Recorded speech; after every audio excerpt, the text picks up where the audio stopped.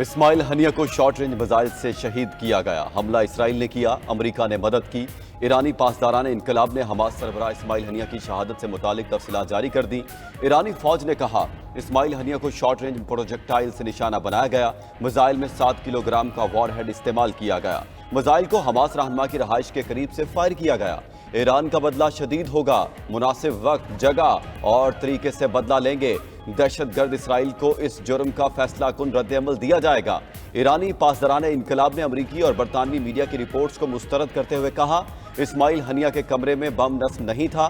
Ismail Haniyeh को 31 जुलाई को Tehran में ईरानी पासदाराने इनकलाब की इमारत में शहीद किया गया था। गैर मुल्की मीडिया के मुताबिक तेहरान में क़याम के दौरान इस्माइल हनिया अक्सर इसी इमारत में क़याम करते थे।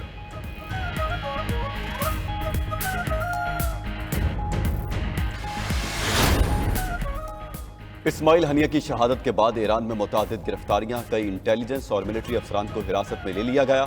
इस्माइल हनिया के गेस्ट हाउस मुलाजमीन भी जेर हिरासत। अमरीकी अखबार न्यूयॉर्क टाइम्स के मुताबिक हमास सरबराह इस्माइल हनिया पर तेहरान में कातलाना हमला ईरान की सिक्योरिटी के लिए बहुत बड़ा सवालिया निशान है। ईरानी इंटेलिजेंस वजीर इस्माइल खतीब का कहना है इस्माइल हनिया पर होने वाले कातलाना हमले में अमरीका की रजामंदी शामिल थी। अमरीकी हिमायत ने गासिब सिहूनी रियासत की बर्बरियत को तकवीयत पहुंचाई। बरतानवी मीडिया ने दावा किया है कि इस्माइल हनिया को इसराइली खुफिया एजेंसी मोसाद ने ईरानी एजेंटों के जरिए कत्ल कराया। ईरानी एजेंटों ने मेहमान खाने के 3 कमरों में धमाका खेज मवाद नस्ब किया था।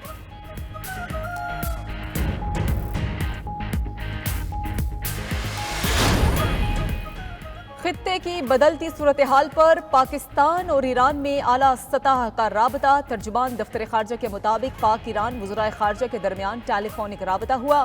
दोनों वज़राए खारजा ने खित्ते में सलामती की सूरत हाल पर तबादला ख्याल किया। इस्माइल हनिया की शहादत के बाद होने वाली पेशरफ्त पर भी गुफ्तगू। ईरानी वज़ीर खारजा ने OIC के इजलास में शिरकत की दरख्वास्त की। वज़ीर खारजा इसहाक डार ने कहा कि पाकिस्तान OIC के अहम इजलास में जरूर हिस्सा लेगा। उधर मौलाना फजलुर रहमान की कतर में हमास रहनुमा खालिद मशअल से मुलाकात। इस्माइल हनिया की शहादत पर इजहार ताज़ियत किया। सरबराह JUIFA ने कहा शहीद इस्माइल हनिया का खून रायगा नहीं जाएगा। हनिया की शहादत से फलस्तीन की जद्दोजहद आज़ादी को तक़वियत मिलेगी। मुस्लिम उम्मा मस्जिद अक्सा और फलस्तीन की आज़ादी से दस्तबरदार नहीं होगी।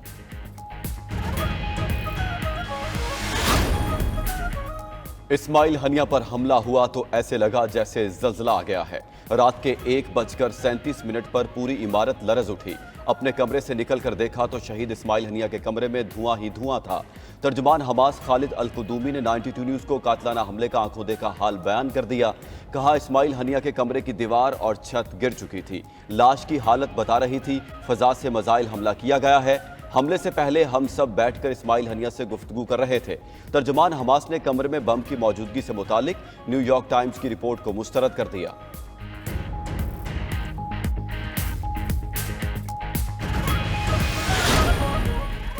PTI मखसूस नशिस्तों के केस में फरीक नहीं थी। PTI को रिलीफ देने के लिए आइन के आर्टिकल 51 को मुअत्तल करना होगा।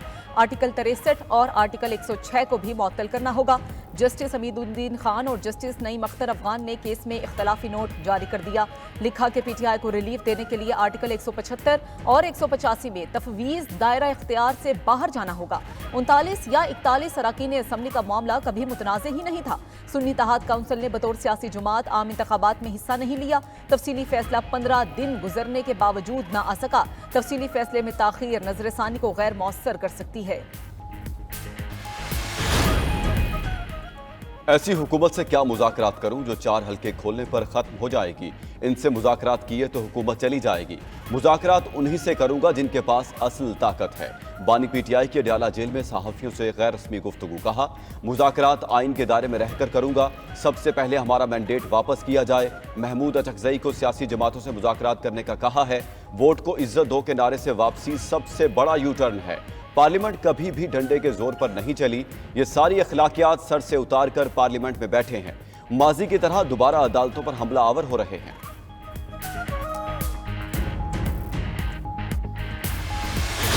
9 मई को मैंने जलसा किया था डी खान में। उससे पहले ये मुतालबा आया था और उससे मैंने बड़ा क्लियरली कहा था कि ठीक है मैं माफी मांगने को तैयार हूँ, लेकिन पहले मुझे मेरी गलती साबित की जाए। लेकिन अगर मेरी गलती नहीं है और गलती किसी और की है तो फिर मुझसे माफी कौन मांगेगा?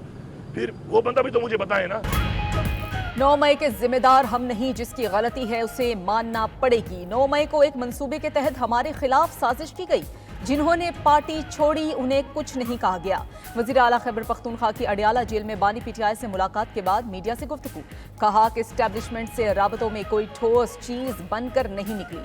हुकूमत कहती है हमसे मुज़ाकरात करो, हम कहते हैं हुकूमत आपकी है ही नहीं, मुज़ाकरात क्या करें, जबरदस्ती के कामों से मुज़ाकरात नहीं होते। बानी पीटीआई ने पैगाम दिया है कि अवाम सवाबी जलसे में भरपूर शिरकत करें। इस्लामाबाद में जलसा करने का ऐलान करूंगा, जलसा ना कर सका तो सियासत छोड़ दूंगा। 4 माह सूबे में धमकियों के अलावा क्या किया है? मुल्क दुश्मनों की अब बारी नहीं आएगी। विफाकी वजीर अमीर मुकाम की न्यूज कॉन्फ्रेंस। कहा बानी पीटीआई मुल्क की तरक्की का पहिया रोकना चाहते हैं। बानी चेयरमैन को यू टर्न लेने में देर नहीं लगती। जंगलात की कटाई में एक वजीर का महकमा बदलना काफी नहीं। गवर्नर खैबर पख्तूनख्वा फैसल करीम कुंडी कहते हैं पीटीआई पर पाबंदी लगाने का फैसला हुकूमत ने करना है। खैबर पख्तूनख्वा के एक वजीर ने अपनी हुकूमत पर भत्ताखोरी के इल्जामात लगाए हैं। सूबाई हुकूमत जामियात की जमीनें बेच रही है। जब तक मैं हूं जामियात की जमीनें नहीं बेचने दूंगा।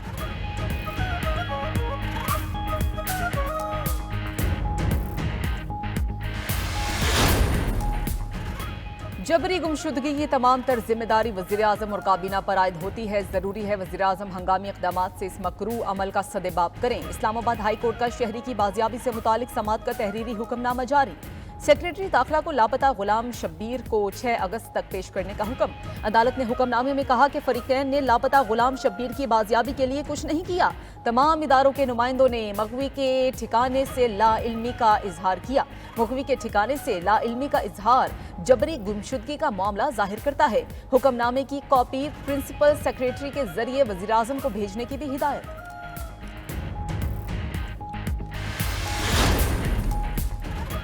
9 मई के 12 मुकदमात में जमानत दी जाए। साबिक खातून अव्वल बुशरा बीबी ने इंसदाद दहशतगर्दी अदालत रावलपिंडी में दरखास्त दायर कर दी। अबूरी जमानत की दरखास्त पर समाअत 10 अगस्त तक मुलतवी।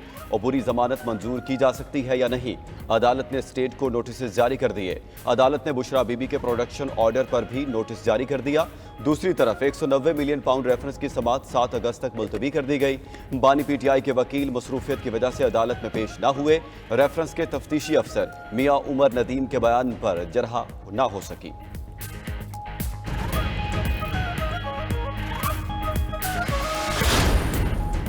Opposition leader Punjab assembly Malik Ahmad Khan Bhuchar की चीफ इलेक्शन कमिश्नर के खिलाफ कार्रवाई की दरखास्त। चीफ इलेक्शन कमिश्नर और दीगर मेंबरान के खिलाफ सुप्रीम जुडिशल काउंसिल में रेफरेंस दायर कर दिया गया।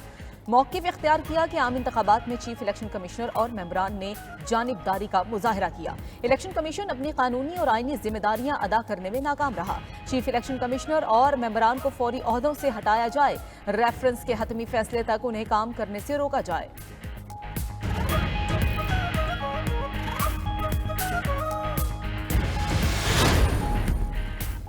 2018 में चंद जजेस और जर्नैलों ने अनाड़ी को हुकूमत पर बिठाया। पीटीआई के दौरे हुकूमत में सीपैक को तबाह किया गया। सीपैक 2 बना रहे हैं तो फिर मुल्क में इंतशार की बात हो रही है। वजीर planning and development Ahsan Iqbal की एक्सपो सेंटर लाहौर में मीडिया से गुफ्तगू। कहा पाकिस्तान को माशी मुश्किलात से निकालने के लिए एक्सपोर्ट इमरजेंसी की जरूरत है। IMF का 3 साला प्रोग्राम एक कड़वी गोली है। नेशनल पार्लियामेंट्री टास्क फोर्स के कन्वीनर बिलाल असर कियानी का कहना है पीटीआई ने माशी तबाही के सिवा किया ही क्या है। पीटीआई हुकूमत ने मुल्क को डिफॉल्ट के दहाने पर पहुंचाया। हमारा काम आलू प्याज की कीमतों को देखना है, हुकूमत का यही काम होता है।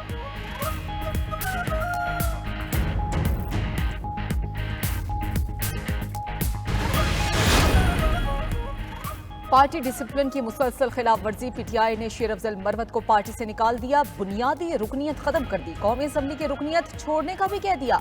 एडिशनल सेक्रेटरी जनरल फिरदौस शमीम नकवी की तरफ से नोटिफिकेशन जारी। चेयरमैन पीटीआई बैरिस्टर गौहर का मामले से ला इल्मी का इजहार। कहा कि शेर अफजल पार्टी के रुकन और बानी के वफादार हैं। पार्टी रुकनियत मनसूखी का इल्म नहीं। बानी पीटीआई से मुलाकात करके सारी सूरत हाल सामने रखूंगा। शेर अफजल मरवत ने ट्वीट किया बानी पीटीआई के कानों में उनके खिलाफ जहर घोला गया है। बानी चेयरमैन मुतमईन न हुए तो अपनी नशिस्त छोड़ दूंगा।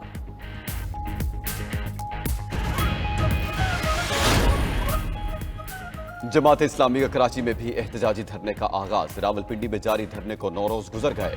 अमीर जमात इस्लामी हाफिज नईमुर रहमान का डटे रहने का ऐलान। कहते हैं मुतालबात की मंजूरी तक धरना खत्म नहीं होगा। वज़ीर आज़म कहते हैं मईशत पर सियासत नहीं होनी चाहिए।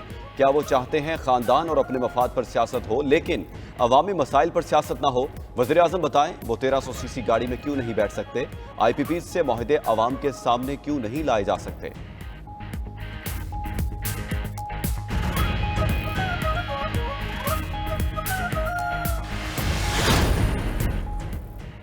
वज़ीर आला पंजाब ने रेस्क्यू सर्विसेज के लिए अपना हेलीकॉप्टर इस्तेमाल करने की इजाजत दे दी। वज़ीर आला मरीम नवाज से secretary emergency services doctor Rizwan Naseer की मुलाकात। एयर एम्बुलेंस प्रोजेक्ट और मोटरवे रेस्क्यू 1112 सर्विसेज के आगाज पर तबादला ख्याल किया गया।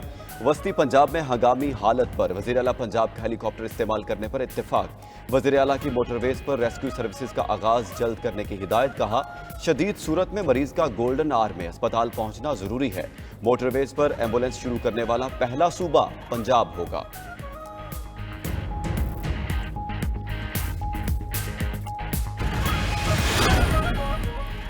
वज़ीर आला सिंध का 2 लाख घरों को सोलर सिस्टम देने का ऐलान। वज़ीर आला हाउस में सोलर होम सिस्टम किट्स की फराहमी की दस्तखत की तकरीब। वज़ीर आला मुराद अली शाह ने खिताब में कहा कि कम आमदनी वाले खानदानों को 80% सब्सिडी पर सोलर सिस्टम दिया जाएगा। बेनज़ीर इनकम सपोर्ट प्रोग्राम में रजिस्टर्ड घरानों को प्रोग्राम में शामिल किया जाएगा। Sindh solar energy project World Bank के ताउन से शुरू किया जा रहा है। एकिंग ने 27 अरब 40 करोड़ रुपए की लागत से इस मुआहदे की मंजूरी दी है।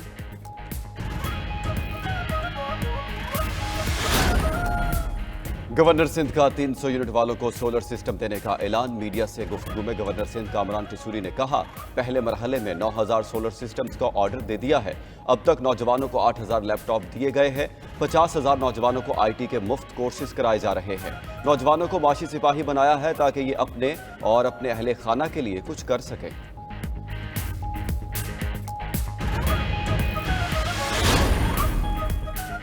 इस्लामाबाद में 17 साल से रुके मंसूबे के आखिरकार सुनी गई। वज़ीर दाखिला मोहसिन नकवी की हिदायत पर 2008 से रुके मार्गला रोड की तामीर और कुशादगी प्रोजेक्ट पर काम का आगाज। वज़ीर दाखिला मोहसिन नकवी का मार्गला रोड प्रोजेक्ट का दौरा, स्फाल्ट के काम का मुआयना किया। तामीराती काम 14 अगस्त तक मुकम्मल करने का हुक्म दे दिया। कहा 14 अगस्त से पहले रोड को ट्रैफिक के लिए खोला जाए। उधर वज़ीर दाखिला मोहसिन नकवी से Iraqi commander lieutenant general Tahamir Ismail की सरबराही में वफ्द की मुलाकात। बाहमी दिलचस्पी और पाकिस्तानी ज़ायरीन से मुतालिक उमूर पर तबादला ख्याल किया गया। खैबर पख्तूनख्वा में शदीद बारिशों के बाद सैलाबी रैलों ने तबाही मचा दी। बानसेहरा के महांडरी नाले में तुगयानी से दुकानें और मकान बह गए। सैलाबी रैलों से इलाके में मौजूद स्याह महसूल होकर रह गए। नारान कागान का मानसेहरा से ज़मीनी रास्ता भी मुकम्मल बहाल न हो सका। मानसेहरा के मानोर बरसाती नाले में भी तुगयानी, मलबा गिरने से दरियाए कुनहार का बहाव रुक गया। कई मील तक लंबी झील बन गई। मानसेहरा का महांडरी बाजार डूबने का खदशा। जिले इंतजामिया ने होटल खाली करा लिए। स्कर्दू में ग्लेशियर्स पिघलने से नदी, नालों और दरियाओं में तुगयानी। सैकड़ों मकानात पर सैलाब ने तबाही मचा दी। खड़ी फसलें, मकानात, बागात और काबिल काश ज़मीनें मुतासिर। बलूचिस्तान के इलाके संजावी में पहाड़ी इलाकों से आने से सैलाबी रैले से कई सड़कें बंद हो गई।